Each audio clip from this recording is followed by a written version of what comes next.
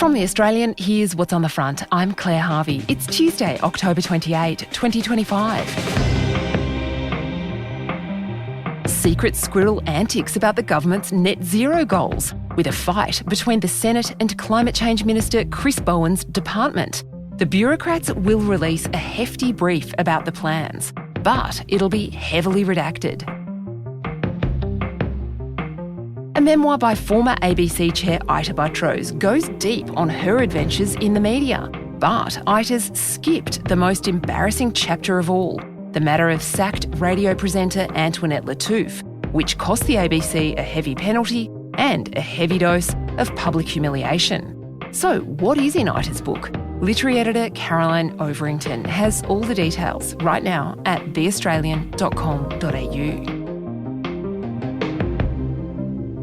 A grainy photo of a dapper-looking gentleman. Is this the terrorist who's responsible for striking horror into Australia's Jewish community? Israeli spy agency Mossad says a senior officer in Iran's ultra-elite Quds Force, named Sardar Ammar, is the mastermind of 2 attacks in Sydney and Melbourne. So what is Quds Force and who is Sardar Ammar? That's today's episode.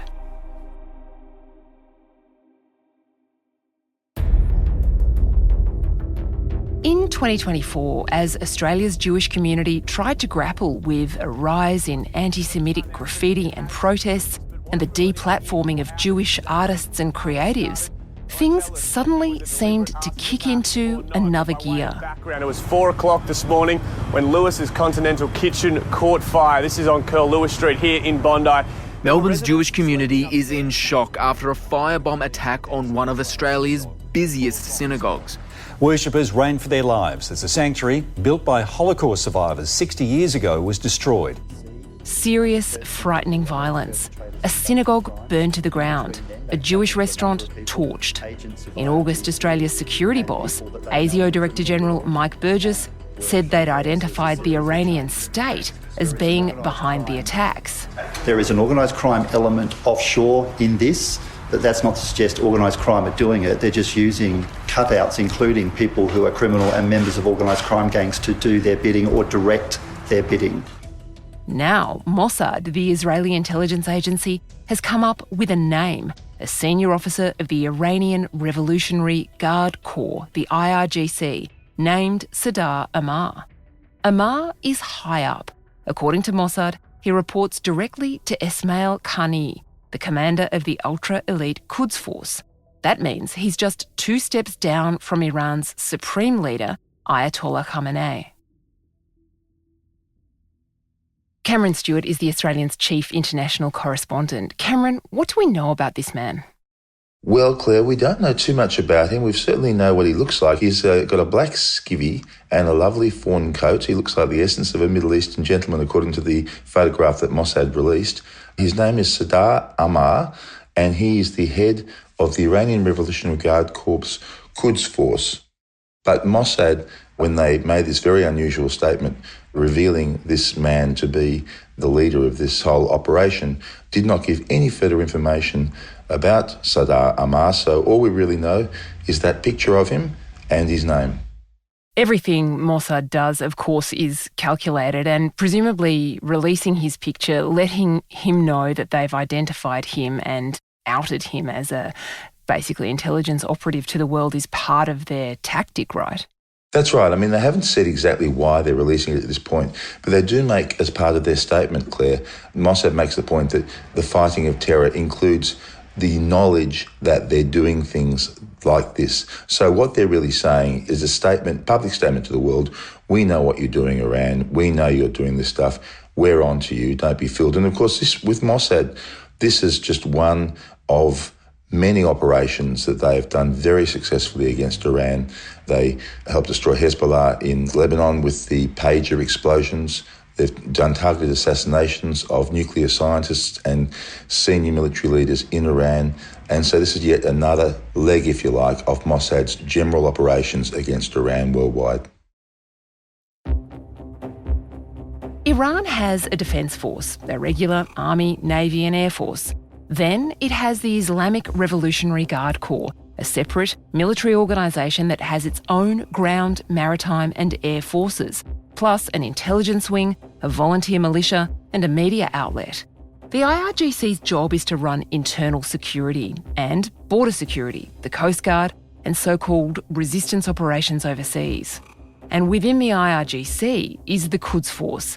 It's a bit like the CIA, an intelligence-forward operation with one main job: to support Iran's interests in foreign countries. Quds Force works directly with outfits like Islamic Jihad and Hamas, Hezbollah, the Houthis in Yemen, and pro-Iran militias in places like Iraq and Afghanistan. Quds Force is ultra-powerful because it reports directly to Ayatollah Khamenei, and its very name is a statement of intent. Al-Quds is the Arabic name for Jerusalem, which is claimed by both Israel and the Palestinian Authority as their capital. The Iranian security structure seems to be like layers of an onion. On the outside, of course, you have the Iranian state, then you've got the Iranian military, then the Islamic Revolutionary Guard Corps going deeper and deeper, then Quds Force within that. And the brigade that this man is alleged to be the leader of is something called the 11,000 Brigade. Do we know anything about what that is within the IRGC and within Quds Force? They are hugely powerful, and they are the biggest non-military weapon, if you like, that Iran has worldwide when it tries to export terror, to export its own brand of Shiite Muslim theology, and also to try and, since October 7, 2023, of course, to really ramp up antisemitic attacks on Jewish institutions and people in the Western world. When these attacks happened, Cam, the Adass Israel synagogue was, I suppose, a successful firebombing. The synagogue burned to the ground and the community was successfully terrorised. The attack in Sydney on Lewis's Continental Kitchen seemed to be bungled. They first allegedly hit another location that had a similar name. Then they got this restaurant but didn't really achieve very much. Allegations before the court suggest that the people who were actually carrying out these attacks, according to police, were not really, we're not talking about James Bond here. What does it say, do you think, about the Iranian operation, allegedly, that they were using people who are not super spies or ultra criminals? Look, that's right. I mean, if you're going to recruit local criminals, then you always have the risk of recruiting, dodos. And that does seem to be what they've done here, And so it's one of the weaknesses, really. I mean, the Iranians haven't really succeeded in doing an awful lot with this program in lots of ways. I mean, thankfully, we haven't had lives lost in Australia or, in fact, in the other countries where they're accused of doing this as yet. So, look, I think they're a bit Keystone Cops in the way they go about it. But nonetheless, it's still extremely serious. Certainly the firebombing of the synagogue in Melbourne absolutely has broken the heart of the local Jewish community. That really shocked all of Australia, that crime. And in fact, that's really the crime, I think, that made the Albanese government really wake up when it came to anti-Semitism. Before that, I think they were being a bit sleepy about the issue in Australia. But that crime, backed by Iran, backed by this man, Sardar Ammar, really woke the government up to anti-Semitism in Australia. Australian authorities were pretty circumspect and maybe even a little bit prickly about the suggestion that Mossad had given them this information back in August. Now it's Mossad who's front and centre posting on their own social media accounts a hierarchy, an alleged hierarchy of Quds Force showing Sardar Ammar and, of course, this photograph of him in the skivvy and the sports jacket. Is this a bit of a flex by Mossad too, do you think, Cam, showing that, in fact, they are the source of all this information and they're the ones who are attempting to bring down Quds Force? I think the revelations by Mossad are a broader slap across the face to the Iranian regime. I don't think Australia figures in that at all. The ASIO discovery, if you like, of Iran being behind these attacks in Australia was very much an ASIO operation. My understanding is not true that Mossad handed them that investigation on a plate at all. ASIO did it themselves. Where Mossad has been useful for ASIO is, of course, identifying various people within the organisation. ASIO was aware of Sardar Ammar, for example, but ASIO was the agency that uncovered the Iranian links in Australia, not Mossad.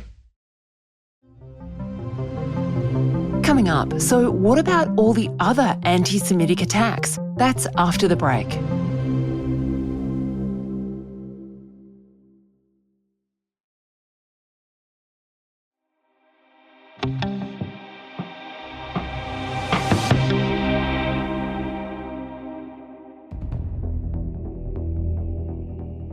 So Cam, I think our audience could be forgiven for being a little bit confused, and I certainly am, about which attacks on Australia's Jewish community were allegedly done by whom. The most famous one, of course, is the discovery of a caravan packed with explosives in Dural in Sydney. There were firebombings of private homes, including the former home of Jewish community leader Alex Rivchin. What do we know about what else the IRGC is alleged to have been up to? And are we any closer to having answers about who masterminded those most prominent kind of attacks on the Jewish community? We're not, Claire. Certainly all we know at the moment is that Iran was certainly behind the synagogue bombing and the restaurant attack in Sydney. Mike Burgess said that they're looking at several other incidents in Australia, so that suggests there could be or are suspected to be more, but we just don't know definitively. And of course, a lot of the anti-Semitism has been generated within the local community by other Australians, and so other attacks that we've seen will have been conducted by Australians without any ordering from other countries like Iran. Just finally, Cam, the overseas proxies supported by Quds Force have been seriously degraded since October 7, 2023. Hezbollah has been, it would seem, pretty comprehensively dismantled. The Houthis have been under attack in Yemen. And of course, Hamas has suffered some pretty serious setbacks in Gaza. What do you think we can say now about how much Iran has been put on the back foot, or whether Iran is capable of regrouping and coming back stronger than ever? Well, Claire, Iran has been seriously diminished strategically in the past 2 years. You know, as you say, Hezbollah is on its knees, Hamas is on its knees, the Houthis are on their knees, and Iran has been embarrassed militarily by the impotency of its attacks on Israel and the success of the US-Israel attack on its nuclear facilities. So Iran is a much weaker country than it was. It's interesting that it's still promoting this overseas program of exporting terror, because I think it can do that without being penalised in a military fashion.